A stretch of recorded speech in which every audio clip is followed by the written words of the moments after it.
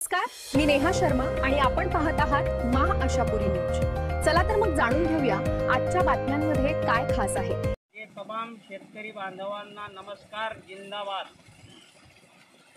शेतकरी बांधव हे सगळे 10 तारीखची वाट बघून काही खुशीमध्ये काही नाराजीमध्ये आहेत।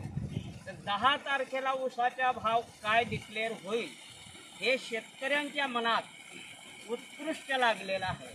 परंतु शेतकरी बांधवांना एक माझ्या नम्र विनंतीने आग्रह आहे की जोपर्यंत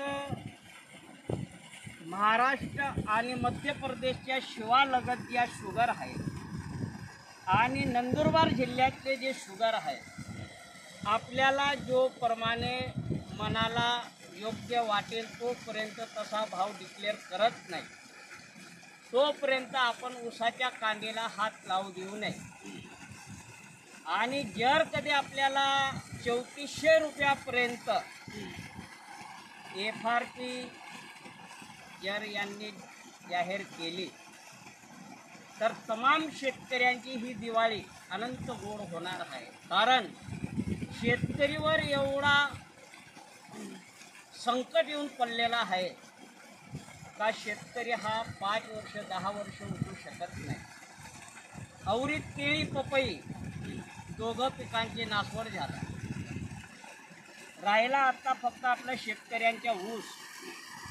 या ऊसाला जोपर्यंत आपल्याला चांगला दर कोणी डिक्लेअर करत नाही तोपर्यंत कोणताही शेतकऱ्याने ऊस तोल लावू नये ही माझी नम्र विनंती। आणि राहिला विषय 2